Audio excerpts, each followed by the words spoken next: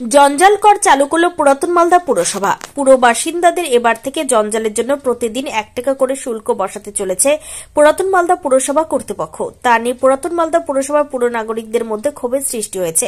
পুরাতন মালদা পুরসভার পুরপতি কার্তিক ঘোষ জানান, রাজ্য পুর ও নগর উন্নয়ন দপ্তরের নির্দেশ মতে বাড়ির জঞ্জাল ফেলার ক্ষেত্রে দৈনিক 1 টাকা করে ব্যবহারিক শুল্ক দিতে হবে পুর নাগরিকদের।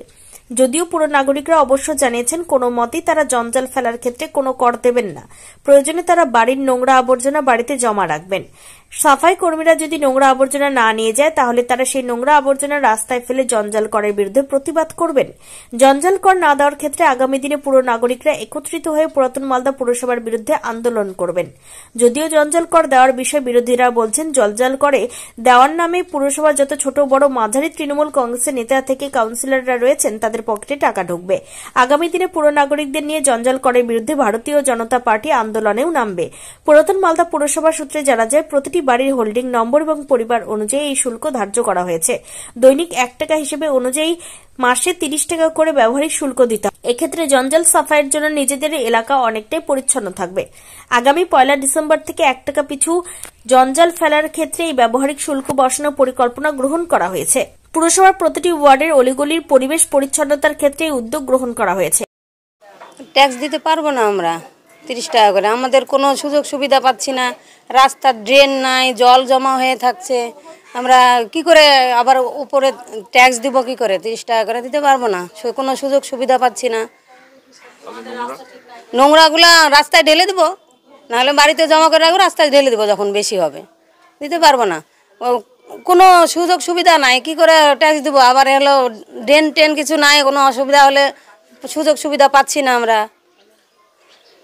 তো সেই ক্ষেত্রে দিতে পারবো না, কেউ দিব না আমরা। আপনার নাম? রিনা পাল। রিনা পাল। বাড়ি? বাড়ি বাচামারি। প্রথমত হচ্ছে আমরা প্রত্যেক 3 মাস অন্তর অন্তর পৌরসভাকে ট্যাক্স দিই, যে ট্যাক্সের মাধ্যমে ধরুন রাস্তাঘাট পরিষ্কার পরিচ্ছন্ন, ড্রেন পরিষ্কার পরিচ্ছন্ন, লাইট এগুলো থাকে, পরিষ্কার কাজ করা থাকে পৌরসভার। কিন্তু তার উপরে বাড়তি ট্যাক্স আমি বুঝতে পারছি না। আমাদের এই ওল্ড মালদা পৌরসভা পশ্চিমবঙ্গের মধ্যে একমাত্র পৌরসভা যারা জল কর নেই বা আমরা জল কর দিতে বাধ্য হই, তারা আবার ট্যাক্স দিচ্ছে কেন চাপে বুঝতে পারছি না আমরা। এটা বোঝা যাচ্ছে স্পষ্ট যে পৌরসভা বাড়তি উপার্জন করছে, অন্য কোনো খাতে নিজেদের ব্যর্থতা ঢাকার চেষ্টা করছে, আর কিচ্ছু না, এর বাইরে কিছু নেই। এবং আমরা চাইছি এই ট্যাক্স আমরা কোনো মতেই দিব না এবং আগামী দিনে এর জন্য আমরা বৃহত্তর আন্দোলন নামতে বাধ্য হব। আর নোংরা নোংরা কি নোংরা কোনো পরিষ্কার হয় না, তো 4 দিন 5 দিন বা 2 দিন 1 দিন পর পর ওই ভ্যানওয়ালাগুলো আসে, হুইলসেল নিয়ে যায়, তার নির্দিষ্ট পরিমাণে 4টা 5টা 10টা বাড়িকে এক জায়গায় জড়ো করে জঞ্জালগুলো নিয়ে যায়। প্রচুর জঞ্জাল পড়ে থাকে।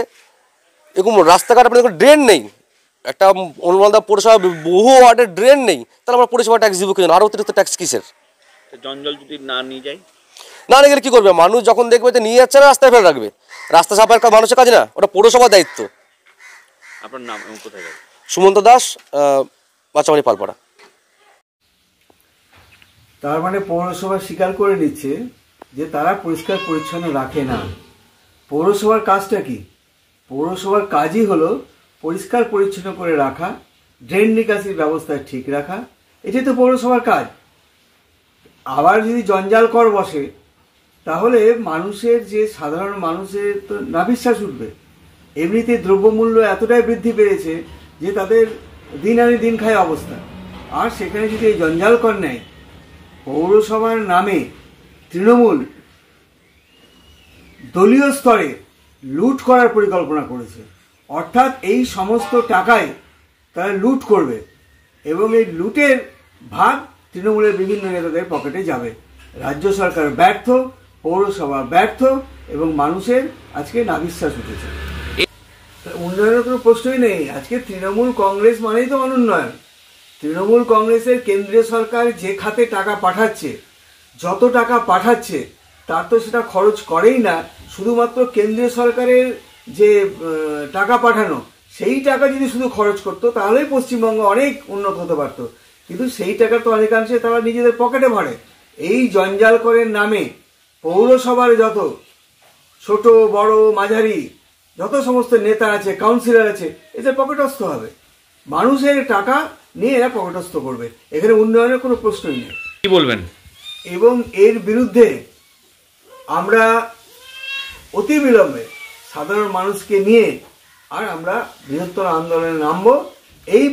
এই জঞ্জাল ট্যাক্সের নামে যে এটাকে বলা যায় ট্যাক্সের নামে একটা রাহাজানি, এই রাহাজানি বন্ধ করার জন্য আমরা আন্দোলনে নামবো।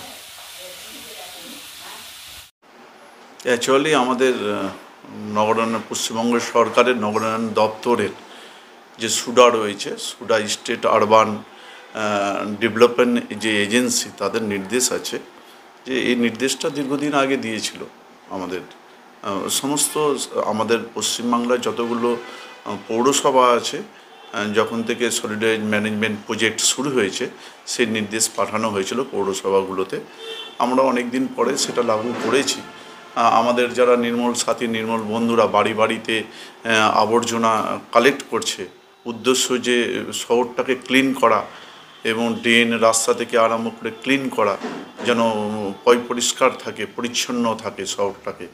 তো সেটা একটা গভর্নমেন্টের নির্দেশ আছে, যে নির্দেশে আমরা বাড়ি বাড়িতে যে ইউজার সার্ভিস চার্জ যেটা আছে, সেই চার্জটা আমরা 1 টাকা করে হাউস হোল্ডে আমরা ধার্য করেছি এবং আমরা ইতিপূর্বেই আমরা এটা লাগু করেছি এবং আলোচনাও করেছি সমস্ত এখানকার অনেক নাগরিকদের সঙ্গে আলোচনাও করেছি।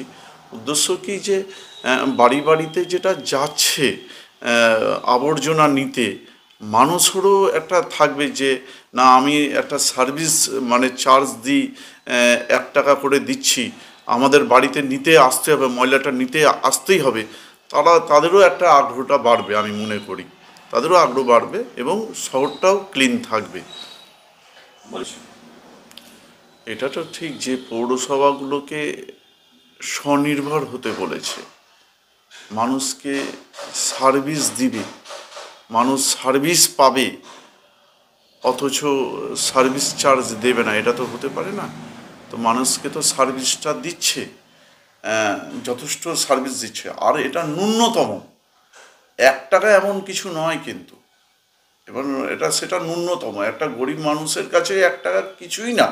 এমন দেখুন, একটা ভিক্ষুককে যদি 1 টাকা দেয়, সেই 1 টাকা নেবে না, ওকে 10 টাকা না দিলেও নেবে না, কিন্তু 1 টাকা এমন কিছু না। আমরা ন্যূনতম একটা চার্জ আমরা সেটা ইমপ্লিমেন্ট করেছি এবং যদি মানুষের সেটা নিয়ে বলার কিছু থাকে, নিশ্চয়ই আমরা মানুষের সঙ্গে, পৌর নাগরিকদের সঙ্গে নিশ্চয়ই আমরা আলোচনা করব, যে তাদের সঙ্গে আলোচনা করে এটাকে যদি সমস্যা থাকে সেটা সমস্যার সমাধান আমরা করব। হ্যাঁ, দেখুন, বিরোধীদের কাজ তো বিরোধিতা করা, আর সার্বিকভাবে সারা পশ্চিমবাংলায় যেন ডেভেলপমেন্ট আটকে যায় সেটা বিরোধিতা তো করছেই। আপনি বিভিন্ন দিক দিয়ে দেখেছেন আপনারা যে গভর্নমেন্টের যেটা পাওনা, সেন্ট্রাল গভর্নমেন্টের কাছে যেটা পাওনা, সে পাওনা তো দিচ্ছে না আমাদেরকে, যে আমাদের ন্যায্য পাওনা সেটাই তো দিচ্ছে না। উদ্দেশ্য কি, পশ্চিমবাংলার ডেভেলপ যেন আটকে যায়, সাধারণ মানুষ নাগরিক যেন পরিষেবাটা যেন না পায়, এটাই তো উদ্দেশ্য তাদের। একদম এটা হচ্ছে মানে নগর উন্নয়ন দপ্তর, সুডা আছে, যে আমাদের স্টেট আরবান ডেভেলপমেন্ট এজেন্সি যে আছে, সেই এজেন্সি আমাদের কাছে এটা পাঠিয়েছে, আমাদের কাছে সেই নির্দেশটা রয়েছে। This channel does not promote or encourage any illegal activities. All contents provided by this channel is meant for educational purpose only.